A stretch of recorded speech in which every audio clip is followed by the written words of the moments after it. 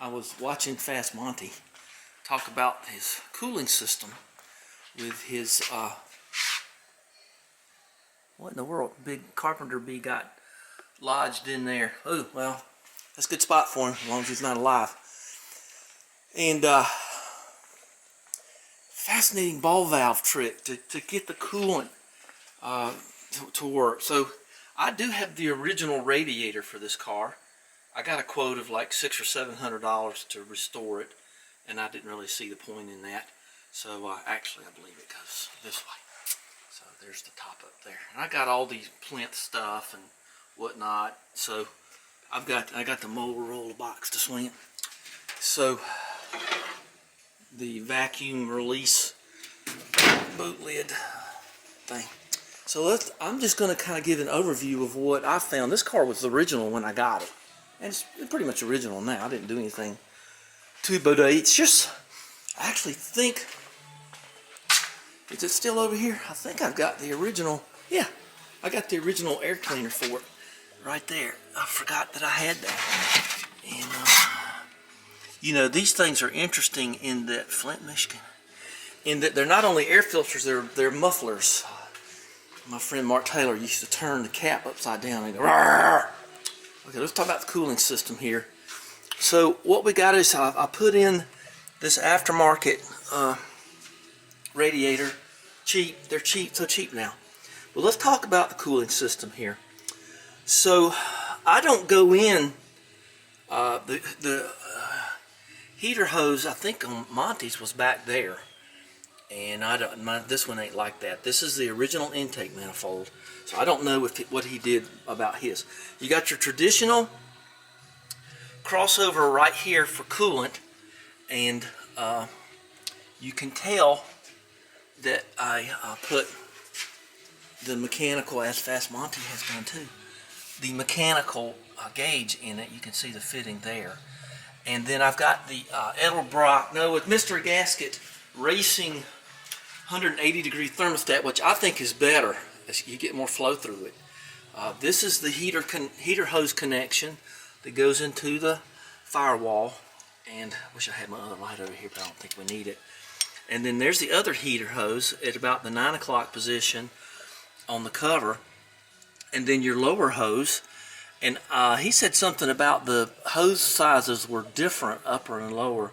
They might have done that in '69, but here that's not an issue. The cooling system on this is very, very simple. And I actually, when I had, I don't know if I can get you a picture of it. When I had, yeah, you can see back right here. There would be a situation where if you wanted to tap into the back of these heads, you could, and all that other stuff. But from what he did, I don't think it's necessary. I haven't really had, the only trouble I had with it overheating was the bad gaskets I got from Felpro. I'm just going to say the words. So, but something he said did interest me. When I was driving this car up here after I put the heads back on it, about 25 miles from here, this side here is the side that blew. And that's what he said. Everybody's saying this side, this bank gets hotter, but I don't know if that's going to be so true in this one because the heater hose pickup is here. Maybe both sides get equally unevenly hot. I don't have any trouble with it. But this thing is only got like 250 miles from a total rebuild. But before I had this exhaust valve go bad, and I was going to mention this to Woodrow. If you see that white plate right there, that I painted it white on purpose. Let's see if I get it. But there's a plate right there, and those of us who know these cars know that that was the original carburetor pickup tube. You can find them in the Ames catalog. It has a little tube, and this hadn't had the original carburetor on it. It's somewhere in the attic. This is an Edelbrock, of course, because it's Edelbrock right there on it. And but if that plate right there leaks, you'll burn the exhaust valve on whatever cylinder that is. That's what happened to me. You introduce raw air into the exhaust stream, and it will burn. It just causes too much. It just gets too hot, and it bifurcated the exhaust valve. It didn't drop it or anything, but it was a mess. And this being a 1964, this is a transitional car. This was before DeLorean was there and GTOs and were just coming out. So this is a strange beast. It doesn't have the little guide plates for the push rods or anything like that. And I went with a traditional cam and lifters, and I don't know if that was a wise idea or not, but I did.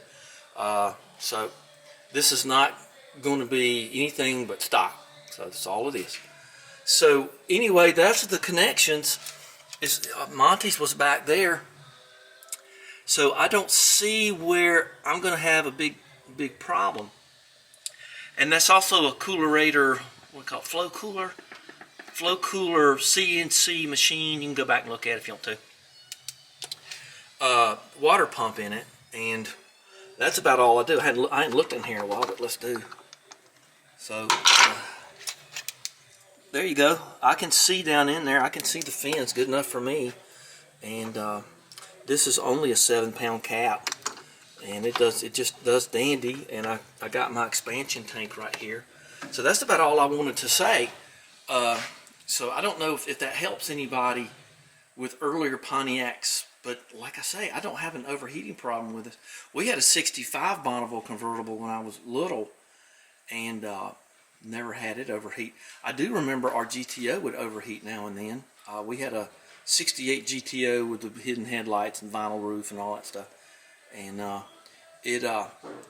remember it overheating, and I remember a guy getting burns on his hands messing with it. One of my older sister's boyfriends or something, because he didn't put a cloth over the cap when it was hot. So I do remember that one overheating, but I don't remember the Bonneville's overheating. And this thing actually came with factory air conditioning. That's not what that is. I'm not going to run it. But it did come with factory air, and so I don't know if my cooling system is that much different because of air conditioning. And there's the original vents, and then you saw the plinth back there. And I do have a SPAL fan. I have a video on that, and let me tell you, it moves the flipping air, and I don't even think you can see it. But if you don't get one of these high CFM ones, you're probably not going to get very far. So there's the proper clutch for the fan clutch fan, however you want to say it. The ongoing thing. But here's some of the wiring for the fan. I've got the big 40-amp fuse here and everything. So the big SPAL is sandwiched up in there. You can see just the corner of it there, and boy, it goes great guns. Oh, let's turn everything on. I need to take her for a ride. It's no fun by yourself though. You gotta pick up some chicks so you can suck some face in the back seat here. And, let's see, which one is it? I can't remember. That's for this. That's for that. I think it's this one. Yeah. Yeah, baby. Yeah, she's blowing the beat the band there. And so that's the way the cooling system works on a 64 anyway, and probably a 65, the big sedans. And so there she is, big bonbon. So can't listen to AM radio because I got solid wires in it, but I'm running points. That's another point, is I am running points. I don't just single points. And got the alternator straightened out. She's ready to go. Oh, and that's it. So just thought I would talk about the way this one was set up as compared to what Fast Monty had. So give me a thumbs up and hit that subscribe button. And I'm going to be putting sensors on the back of that BMW right there, maybe later today if I feel like it. I'm really not too sure if I feel like it. And I think I've got some work coming. So anyway, we'll talk to you later. Thanks again for watching. Okay, bye-bye.